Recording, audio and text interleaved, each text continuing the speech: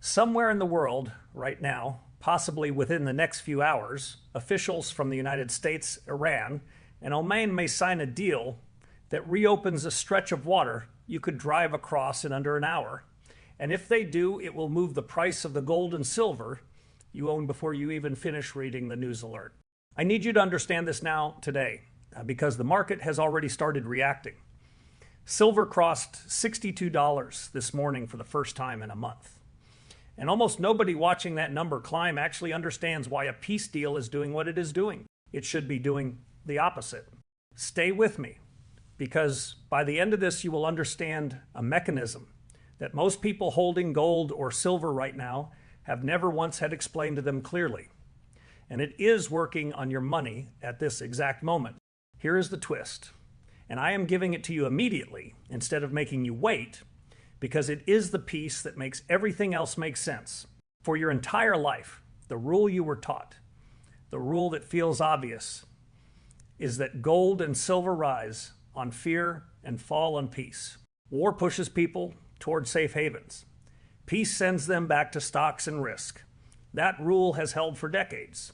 This morning, it broke, as word spread that a deal to reopen the Strait of Hormuz could be finalized as early as today. Silver did not fall. It surged past a level it had not touched in a month. Gold climbed too. Peace, the thing that is supposed to make safe havens boring again, just made them move. If you only know the old rule, this makes no sense at all. Once you understand the real mechanism underneath it, and I am about to show it to you, it makes perfect sense, and it tells you something important about where this goes next. Before I go further, I want to know who is watching this with me right now. Tell me in the comments where in the world you are watching from, and tell me honestly whether you knew before this video that a Middle East peace deal could actually push gold and silver higher rather than lower. I read these, and I promise you the answers under a video like this reveal exactly how far ahead of the crowd you already are, simply by clicking on this one. Let me lay out what is actually happening, because the geography matters more than people realize. The Strait of Hormuz is a narrow channel of water between Iran and Oman, so narrow at its tightest point that a fast boat can cross it in minutes. Through that single channel passes roughly 1/5 of all the oil the entire world consumes every single day. Not 1/5 of America's oil. 1/5 of the planet's. Tankers from Saudi Arabia, from Iraq, from the United Arab Emirates, from Qatar, all of them funnel through this one choke point on their way to the rest of the world. There is no easy detour. Pipelines exist that bypass small portions of that flow, but nothing close to replacing it. Whoever controls the ability to open or close that strait effectively holds a hand on the throat of the global energy supply. And for months this year, that hand has been squeezing. Tensions. With Iran escalated sharply this year, the United States moved toward direct military strikes before pulling back at the last moment, after regional allies, including Saudi Arabia, pushed hard for a negotiated path instead of an escalation nobody could fully control. Oil prices spiked on the fear alone, briefly approaching $90 a barrel even before a single additional barrel of supply was actually disrupted. That is how powerful the mere threat around this strait is. The fear of a closure moves prices as much as an actual closure would. And now, this week, reports are surfacing of real advancement in negotiations, Iran and Oman talking directly. European countries reportedly offering to help clear mines from the strait itself. And President Trump saying a deal could be reached as early as today. That is the backdrop. Silver just broke through $62 against. So why would gold and silver rise on the news that the danger is easing? Here is the mechanism. And once you see it, you will never read a headline about this region the same way again. If you are finding this useful already, take a moment to like this video and subscribe, because the next part connects directly to something happening in just 2 days that will either confirm or break this entire move. Oil sits at the center of inflation more directly than almost any other single commodity. When oil prices spike, the cost of shipping, manufacturing, heating, and transportation rises with it. And that pressure works its way into every corner of the economy within weeks. That is exactly what happened this year.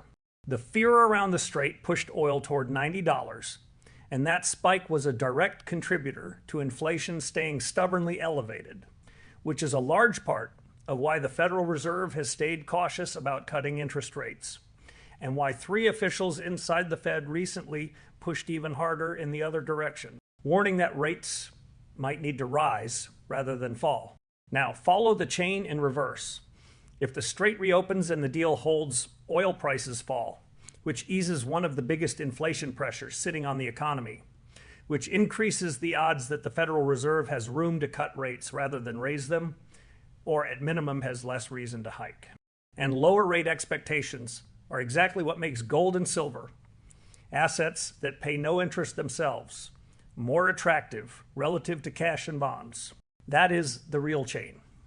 Peace does not move gold because fear disappears. Peace moves gold because it changes what the Federal Reserve is likely to do next. And that is the channel actually driving the price this morning. This is precisely why the old rule, gold rises on fear and falls on peace, is too simple to survive contact with a market this complicated. Sometimes fear is the dominant force. Sometimes interest rate expectations are the dominant force. And this week, it is rates, not fear pulling the strings. And almost nobody explaining this story out loud has connected those two chains together for you. There is a second layer sitting underneath this too, and it is worth understanding because it is the reason the move has real teeth instead of being a one-day blip. A weaker dollar has been building alongside this story, and a weaker dollar makes gold cheaper for every buyer outside the United States, which increases global demand the moment the price dips even slightly. Combine a weakening dollar with falling oil with rising odds of Fed patience, and you get 3 separate tailwinds pushing the same direction at the same time, which is exactly the kind of alignment that turns a single morning's move into something that holds for weeks rather than hours. Let me make this real with 2 people, because none of this matters until you see how it lands in an actual life. Neither is real, but both are the kind of person you might recognize. The first I will call Walter, 71, who has followed precious metals casually for years, using the only rule anyone ever explained to him. War good for gold, peace bad for gold.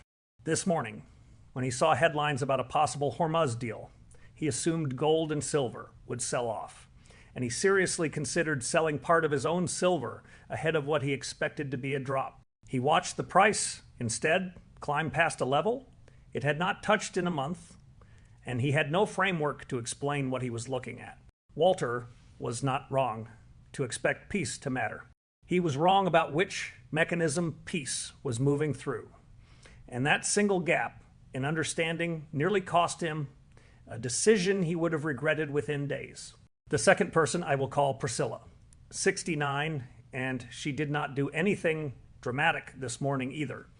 But for a different reason, she has spent enough time understanding how these markets actually connect to know that the question is never simply war or peace. The question is always, what does this do to inflation? And what does inflation do to the Fed? And what does the Fed do to the appeal of an asset that pays no interest? When she saw the Hormuz headlines, she did not ask whether this was bullish or bearish in the abstract. She traced the chain: oil down, inflation pressure down, rate cut odds up, gold and silver more attractive. And the move that confused Walter simply confirmed what she already expected. The difference between them was not how much gold or silver either one owned. It was that one of them had a map for how these forces actually connect. And one was still operating on a rule too simple for the market that exists today. To understand why this one stretch of water carries so much weight, it helps to compare it to the other choke points that quietly run the global economy. The Suez Canal, the Panama Canal, the Strait of Malacca, all of them matter. All of them have caused real disruptions in recent years, but none of them carry the same concentration of oil specifically. And oil is the one commodity that feeds directly into inflation faster than almost anything else humans trade. A disruption in a shipping canal raises the cost of a container of furniture. A disruption in Hormuz raises the cost of the fuel that moves every container everywhere, and it does it within days, not months. That is why traders who watch dozens of geopolitical flashpoints treat this particular one differently. And it is why a headline about this specific strait moves gold and silver in a way that headlines about most other regional tensions simply do not. Now, why do so many careful, intelligent people end up like Walter? Holding onto a rule that used to be true without noticing the world underneath it has gotten more complicated. Part of it is simply how the mind prefers simple stories over complicated mechanisms. War equals fear equals buy gold is a story you can hold in one sentence. Oil prices affect inflation, which affects Fed policy, which affects the opportunity cost of holding a non-yielding asset is a mechanism, not a story. And mechanisms take real effort to hold on to. So most people default back to the simple version even when the market has already moved past it. The investors who consistently understand what is actually happening are rarely the ones with more courage. They are the ones willing to hold the slightly more complicated version of the truth instead of reaching for the comfortable one-sentence rule. There is a historical echo worth knowing here, because this is not the first time this exact strait has shaken the world's markets. Go back to 1973. An oil embargo out of the Middle East quadrupled prices in a matter of months, and the shock that followed reshaped inflation, monetary policy, and the price of gold for the entire decade that followed. The lesson from that era is not that history repeats exactly, because it never does. The lesson is that this particular strip of water has been a hinge point for global inflation and monetary policy for more than 50 years. And every time tension around it rises or falls, the ripple runs through oil into inflation expectations and straight into how central banks behave. What is happening this week is a smaller, quieter echo of a pattern this exact region has produced before. And the fact that it still moves markets this powerfully after 50 years tells you how structurally important that hinge point remains. Now, let me be careful and honest with you, because I will not insult you with fear. And this subject draws people who want to frighten you into a rushed decision. A deal being close is not a deal being signed. Talks in this region have collapsed at the final hour before, more than once, and it remains entirely possible that today comes and goes without a finalized agreement, or that a deal is announced and then unravels within weeks, the way fragile diplomatic arrangements in this region sometimes do. If tensions flare again, oil could just as easily spike back toward the highs it touched earlier this year, and the entire chain I just walked you through would run in reverse. Nobody, not me, not any analyst, can tell you with certainty which way this resolves. What I am giving you is the mechanism, so that whichever way it breaks, you understand why the price is moving instead of standing there confused the way Walter was this morning. It is also worth being honest that markets sometimes move first and think later. A morning spike on hopeful headlines can partially reverse within days if the details of a deal turn out to be narrower than the initial reporting suggested, or if implementation drags on for weeks while traders lose patience. I have watched enough of these regional stories unfold to tell you plainly that the first move on the first morning is rarely the whole story. It is usually the opening chapter of something that takes weeks to fully play out, with real back and forth along the way. Not a straight line in either direction. And there is one more piece of timing that makes the next 48 hours matter even more than they otherwise would. Friday morning, the government releases the July jobs report, the same report that will heavily influence whether the Federal Reserve leans toward a rate hike or holds steady next month. If the Hormuz deal firms up in the next day or two and oil keeps easing, and Friday's jobs data comes in soft, you would have three separate forces: easing oil, easing inflation pressure, and a labor market signaling caution, all pointing the same direction at once toward more room for the Fed to stay patient rather than aggressive. That is the kind of alignment that does not just move gold and silver for a morning, it can define the tone of the market for the rest of the month. I want to say a word about silver specifically here, because the story lands on it with extra force. Silver carries a dual identity, gold does not. It is a monetary metal people hold the way they hold gold, but it is also a heavily consumed industrial material used in solar panels, electronics, and a widening range of modern manufacturing that does not care what happens in any strait or any Fed meeting. That industrial floor under demand is part of why silver has surged more than 150% over the past year, even through a brutal mid-year correction.